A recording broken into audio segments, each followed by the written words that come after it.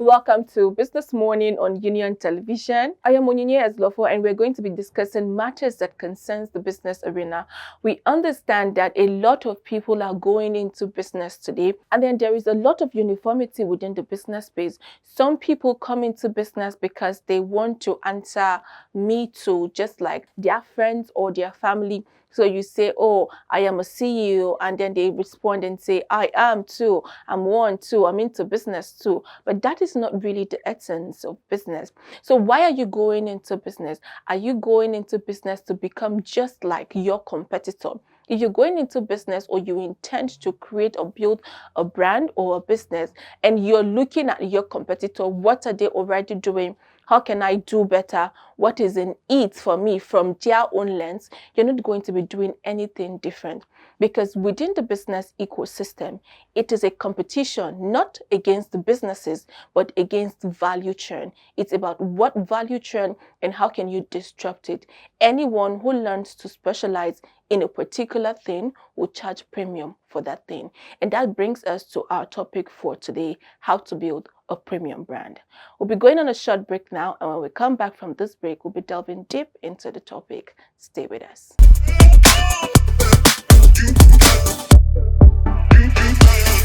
Welcome back to Business Morning on Union Television. We are still discussing how to build a premium brand. So we'd like to start off by saying that people build premium brands when they have premium product.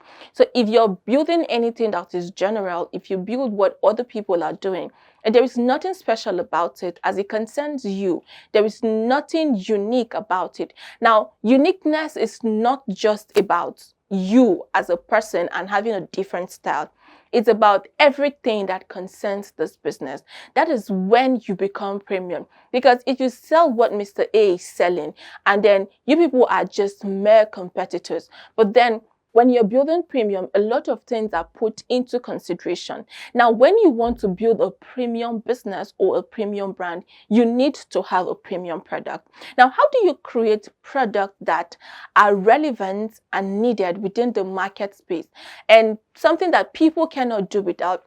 We're going to be exploring 3 things you need to put into consideration, or 3 steps for product creation. I can also call it the 3 product creation state. And by that, I mean what people look at or what premium brands consider before creating a business. And I'd like to tell you a story of this young girl who has a younger sister. She's been living in diaspora for the much of her life. And then at this point, she comes into Nigeria, or her sister comes into Nigeria. They would come to visit home. I mean, everybody likes to get in touch with motherland. And then they come to visit home and go back for studies, to reunite with their family over there, but then there's still family here. And then at this time, her sister comes back home, and then the sister became critically ill.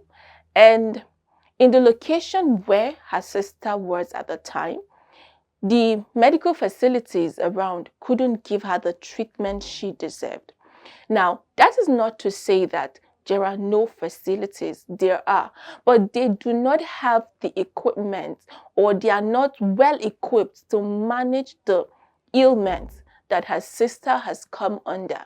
And then this family started running around looking for air ambulance, and they searched the whole country. They couldn't even find. Okay, since it's not available in Nigeria, how about we check Ghana? They searched other countries.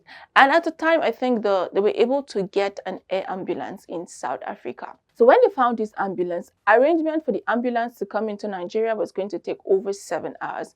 And in between the space, the sister passed on. So it was a very tragic moment for this family. Now, what did this older sister do? After she has seen everything her family has gone through, the pain, the trauma, the stress, and then she begins to think, now, how many families get to lose their loved ones because they don't have facility, or because air ambulances are not available to them? And she said, I am going to fill in the gap. And that is what we are considering first. I'm going to fill in the gap.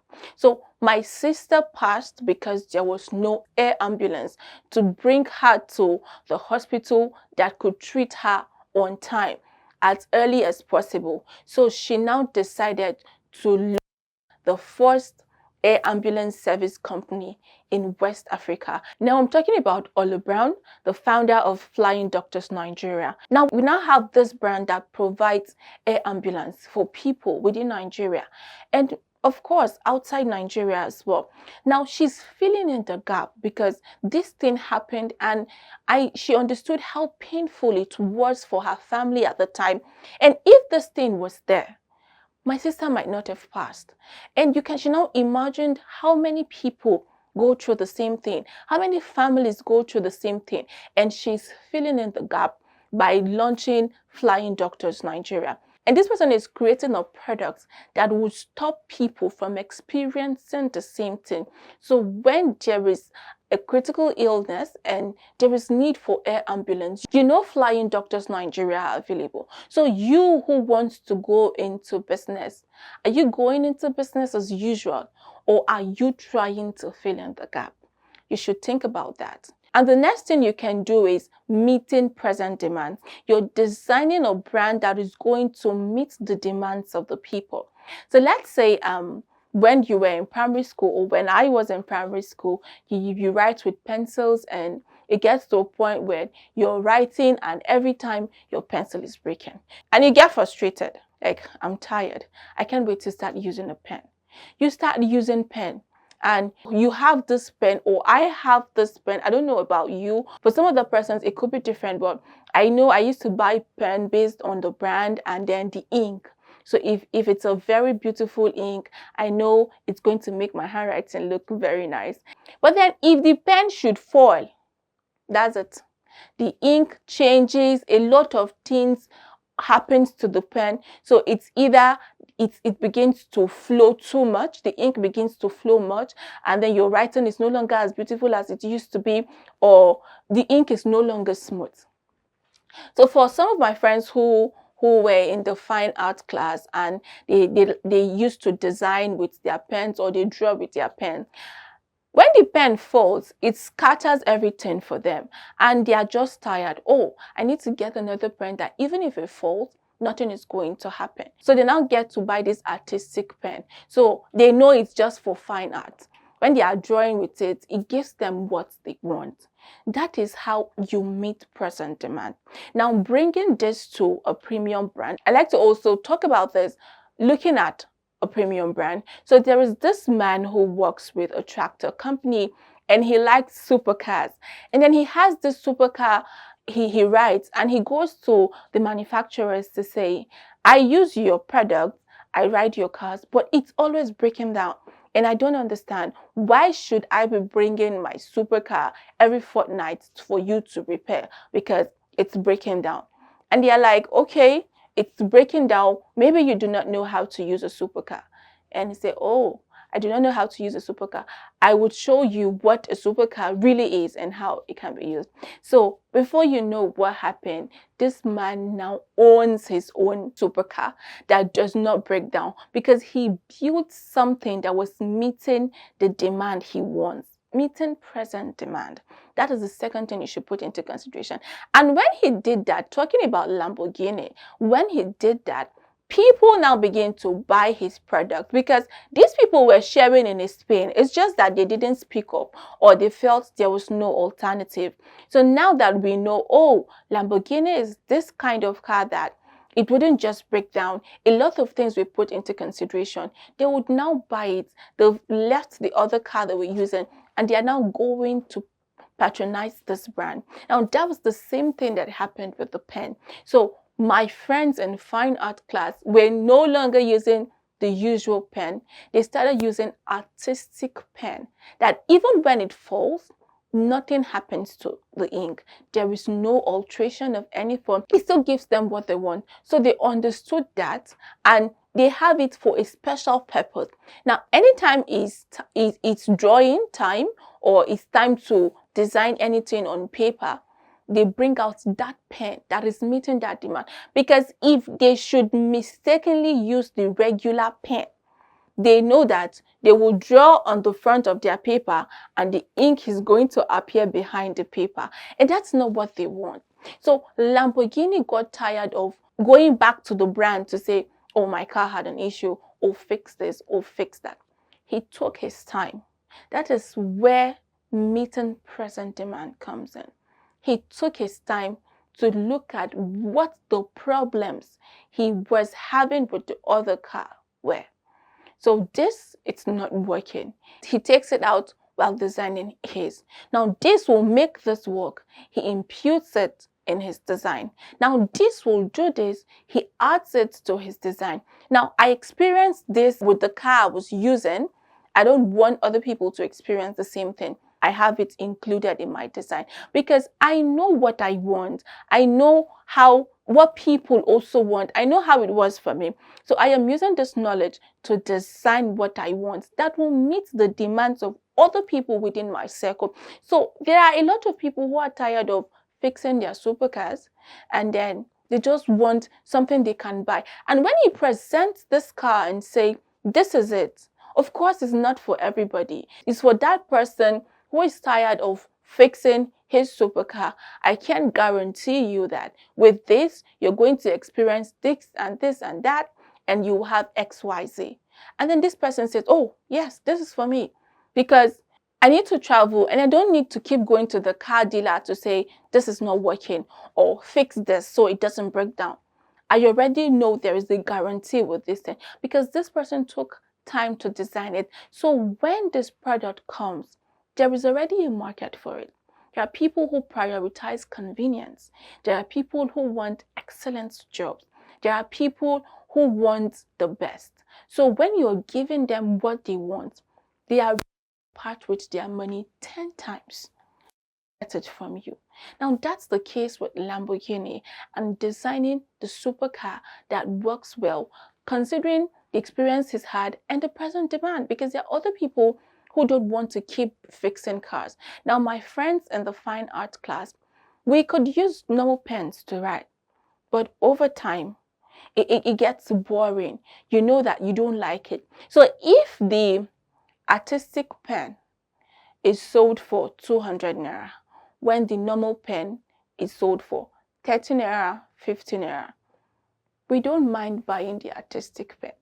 And interestingly, even people who are not in the fine art class started buying artistic pen because you have the assurance that the handwriting you start writing with on this note and how the ink looks is exactly what is going to be on the last page of that note. You are using the same pen. You have a guarantee of what your note is going to look like. You flip the pages with joy.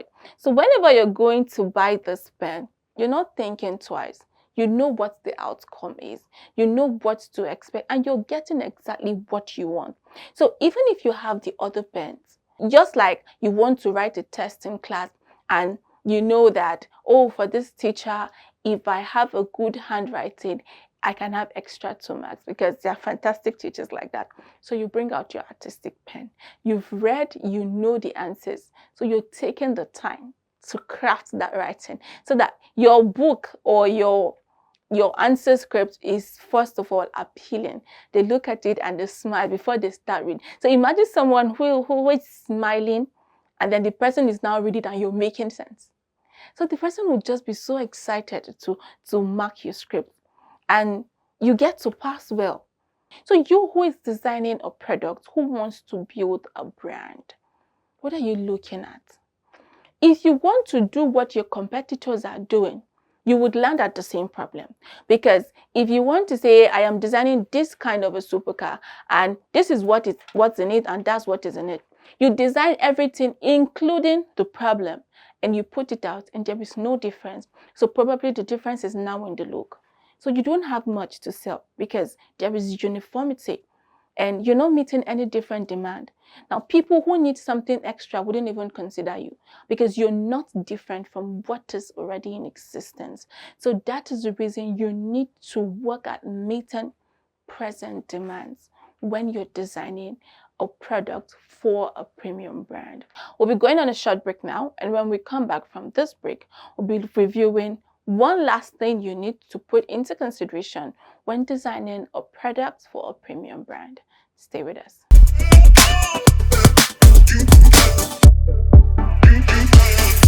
Welcome back to Business Morning. We're still discussing how to build a premium brand. And then we said the things you need to do before building a premium brand is designing a premium product. And we're now analyzing the things you need to put into consideration when designing a premium product. And we said you should fill in the gap. So when you want to design a product, what are you putting into consideration? What gap is in existence and how you can fill in this gap with your product. That said, we also looked at you meeting present demands, and then we made reference to the normal pen versus the artistic pen for the fine art students and how it makes their work great because it's meeting their present demand. And then we looked at supercars and then the case of Lamborghini before it was invented, the challenges the owner went through before deciding to, oh, I'm going to have a great supercar that would meet people's demand and wouldn't break down every time. And then we have Lamborghini. And then the last thing we're looking at is projecting for the future. So if you want to build a premium brand, you should think the future. You should have projections for the future. And someone really did something great as it concerns projections for the future. And that's Jack Ma. So at the time when they were considering building Alibaba, there was no internet in China. You know, when they think about, oh, we're an internet consultant firm, we want to do this e-commerce thing, you're like, you people must be out of your mind because the word internet doesn't even exist in the dictionary. And that is really one interesting thing about business, because when you start doing something that is out of the box, you are usually considered insane. And that's fine too, because you're disrupting the regular. You're doing what people are not used to. At the time they came with this idea of internet, and people are like, okay, internet, what kind of an idea is that? What service are you rendering? Internet consultant for what? Who needs it? We don't need it here. It's not possible. It cannot work here. And they are saying, we know what we are doing. We understand. It's not yet in the country, not in the states, not in the area, not in their location or town, in the country. So they had seen this working in another country, and they believe it's something that they can do as well. But everybody around them didn't find it funny and didn't see anything interesting in it. And of course, nobody would want to work with that. Nobody is concerned about working on something that does not even exist, something that nobody has heard of, a name that does not exist in the dictionary. And they wouldn't get loans. They wouldn't even get people to work with them, probably high caliber people, because they just seem like some random people that are exploring things that cannot work. So, but then they went on because they knew what they wanted to build. It's not about the now. If we keep looking at the now, we wouldn't do this thing. If we're looking at what is obtainable at this time, we cannot get this dream to work. So we need to do it regardless. In their apartment, they started working on it. So yes, they get to train themselves. They're trying to build themselves. They're trying to project this thing. They're trying to make the team that agrees to work with them. Now, this time, really, they weren't working with some professionals or some very intelligent people, because the big companies will hire them. And then when they have people who are already doing some great stuff, people come to hunt for them. So they're just left to the basic people. I mean, what they are doing cannot even pay them at the time. But then the projection is the future and not the now. So they kept at it. And after 2 to 3 months thereabout, boom, internet lands in their country. So they are not exactly crazy people at this time, because, oh, so this internet thing is really a thing. Yes, it is, because it's now in the country. So people were like, oh, I think I've heard about this internet from these people. Now it's coming in, but it's not entirely strange, because some people have started working on it. So if you want to make reference to anybody, you're referencing them. If you want to think of anybody you can work with on an internet project, you're thinking about them. If you want to do something that is internet related, people know that this thing is coming in, and then people will now want to go into it and explore as many options as available. But they would want to go to the people who started it first. That is the projection for the future. You might start this business and it's not paying you in the next 5 years. There's no headway in the next 3 years. But can you just stay? Do you have prospects? Are you putting down the right strategies? Are you working on the right structure so that when you're laying them down block by block, you understand that you're making progress?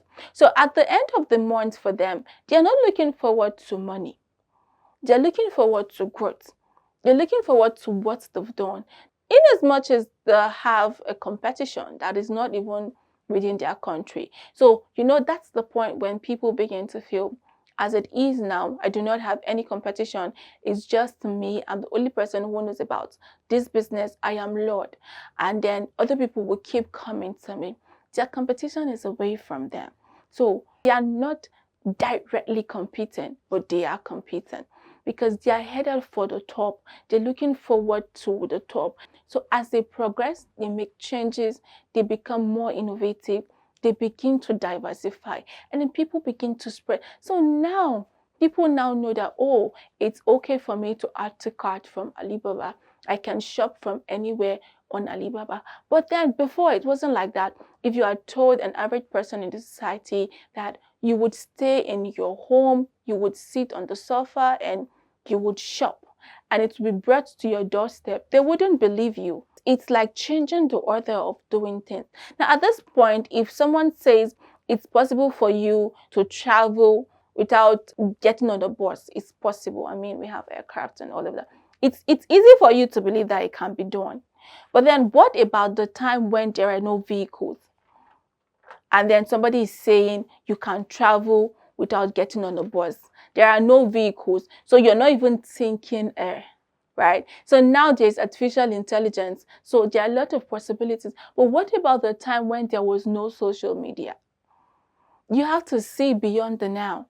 So these things are being built and people are looking forward to what the possible outcome would be. What is going to happen in 10 years? How are we going to get there? So now everybody in their community already knows about their product. They have thousands of people getting on their payroll. They have millions of people using their product. And then they have branches. They're diversified. They have different arms up and running. But it was an idea nobody believed. So if you're building any business, just be rest assured that you have to do the work in secret, because the time when you're building, nobody sees you. Nobody knows what you're doing until it begins to make sense. We'll be going on a short break now, and when we come back from this break, we'll continue on how to build a premium brand. Stay with us.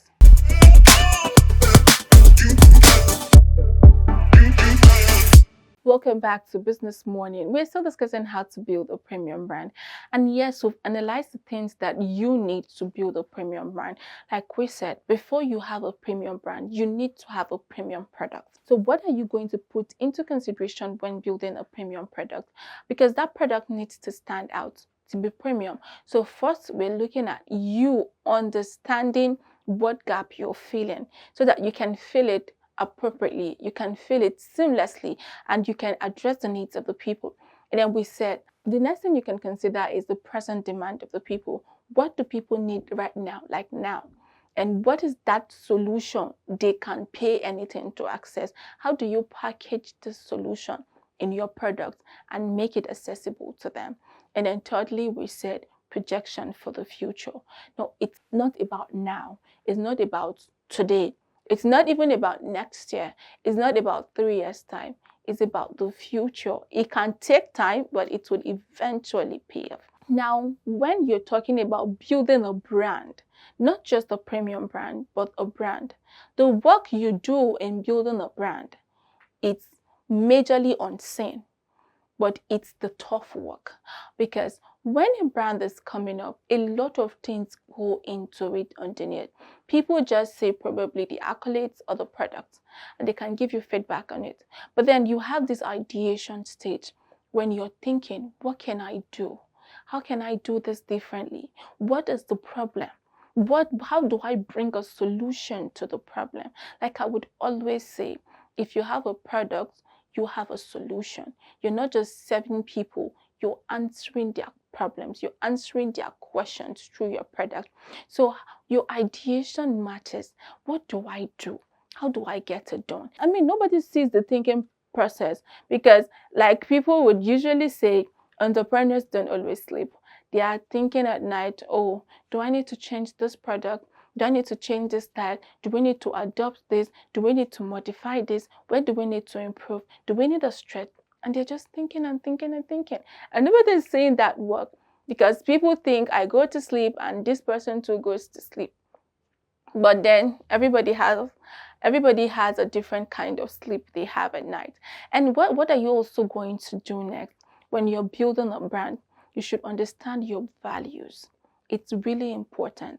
If you need a premium brand, your values should be very loud. There should be statements that can be read in whatever way. You can express it in any way, or someone looks at you and know that this is the culture for this brand. Someone looks at you and know that this is the price for this brand, and they are not going back on it. So anything you're building as it concerns your business, you should have courage.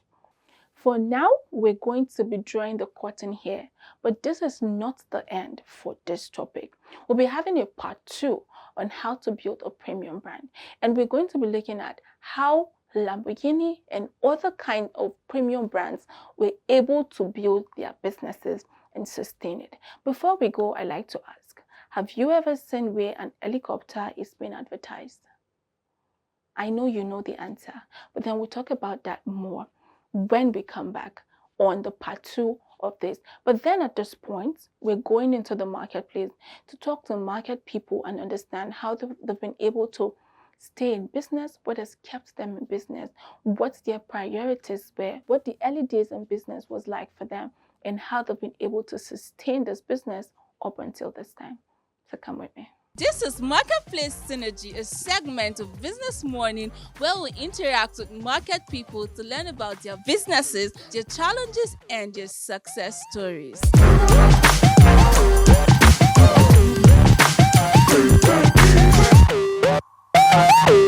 Hello, so today we are with Mrs. Virginia and she sells flowers. So we'd like to understand why she loves flowers and decided to go into the flower business. Hi, Mrs. Virginia. You're welcome. Thank you very much, ma. How's business today? We thank God, though, it's very fine. So why did you decide to sell flowers and some house decoration pieces? Well, it's the business that I like. I like to do. I like to because many people are using it. Adults can use it. Young people can use it. And it's a business that can go long. Everybody like to use it. Everybody, it doesn't reject anybody. And that is why I like to be in the business of doing flower, selling flower. Amazing. And what about this house, these artworks?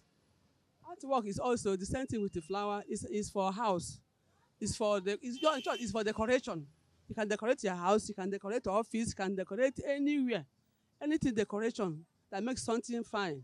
It's all these flowers and the artwork I can use to do all those things so that the place will be fine. Yeah. So for how long have you been in this business? I've been in this business more than 30 years ago. Wow. 30 years. Yes, more than 30 years. I'm into this business. So how has the journey been for you for 30 years plus? Well, the journey is not easy for us. But being as what you are into, no matter how the business is turning, you follow it. You follow it. No matter how Nigeria, no matter how country is going, we are following it because you know other business I like to than this flower business. You understand? So I've been into it for long. So I'm not sure say I can change the business because this business has been the part of my life. You understand? So I like it. I will continue to be doing it. Now, before, nobody, if you ask for flower, they say, what flower? It's only people and the church people. But now, it's like they see that flower is good for human life.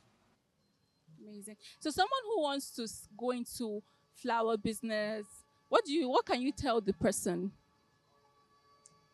It's general business. If you are willing to do it, is what your mind accept. If you are willing to do, you can do it. If you have the mind to do, because everything is choice. Amazing. Thank you very much for your time. All right, we are with Mr. Ifeanyi Chukwu Anthony, and we'd like to know how business has been for him. We understand that this is men's fashion. However, we want to know why he decided to go into the men's fashion business. Yeah, you're welcome. Why I decided to go into the fashion is I find out that business is I can say business is my talent. So when I started growing, so I like business, and that's why I go into it. Okay, so why did you decide to go into men's fashion? You didn't even think of women's fashion, or probably provision, or motor parts, or any other thing. Why did you decide to go into men's fashion? Why I decided to go into men's fashion is that, if you are to do anything, it must be something you can do very well. You don't just go into something, that when you started doing that, and maybe at the end, some people, when they started something, because they really not know that thing, they cannot even have time to, patient about that thing until we started eating, benefits. So at the end, you find out that some fail because that is not they don't know about it. You get. But why I decided to do this one is that I know this one, I know about it, and I know I can perform very well, and I know I can do it very well. I have been in this business for over 25 years. Oh, so what has kept you in business for 25 years? Like, despite all the different government and policies and changes in the economy, you're still here. Yeah, well, first of all, any man that will make, headway or will make well in business, number one, you have to put your confidence in God. Because there is one thing in putting confidence in God. If federal government, as you are saying, change, God does not change. All right. So, like, over time, the men's fashion has changed. I don't know. There's this buzz about Milky Donut. I don't know if you've heard about something like that. And it's donut that has milk in it because somebody just stayed and said, okay, I think I need to do donuts differently. And it shows that every business venture is unique, but it keeps evolving because the kind of trousers men used to wear in 2010 or 2016 is not what they wear now. So how do you manage to go with the whole transitions in business? Yeah, if you are into fashion, even as I am here now, most times when young guys come, they will look at me and they say, wow, I was thinking the person who owns this place is a young guy. But how manage you can be able to run it this way? I already told you, if you have, okay, let me say passion, or you love something to do it, when you are doing it, you will show your best. You will do it perfect. Amazing. So, like, from here now, do you get to expand your customer base beyond Lagos or beyond this location? Probably you have people from other states, or if you even ship outside Nigeria. No, at the moment, they are not started because somebody, me personally, I don't run very fast into something.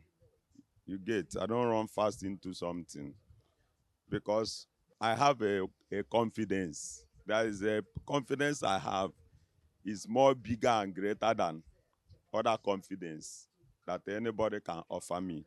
So if you come and introducing something for me, I have to always take time to decide whether to do it or not to do it. Amazing. So, irrespective of the challenge, you still stayed, and then this is 25 years in business.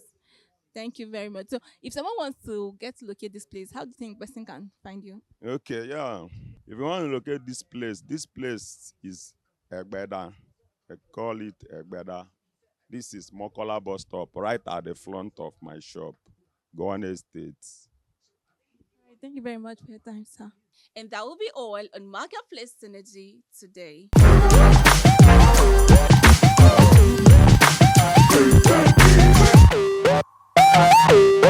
an incredible learning we've had in the marketplace today, and learning from people who are in the field is just learning experience beyond theory. So now that you have this experience and you have the theory I've taught you, it's about finding balance and integrating them to ensure that all these lessons are applied in your business and you make the best out of them. Thank you for joining me today on Business Morning. For more educative and insightful content, follow us across all our social media platforms, and yes, subscribe to our YouTube channel. As always, I am Onyinye Eslofo, and until I see you again, keep watching Business Morning on Union Television.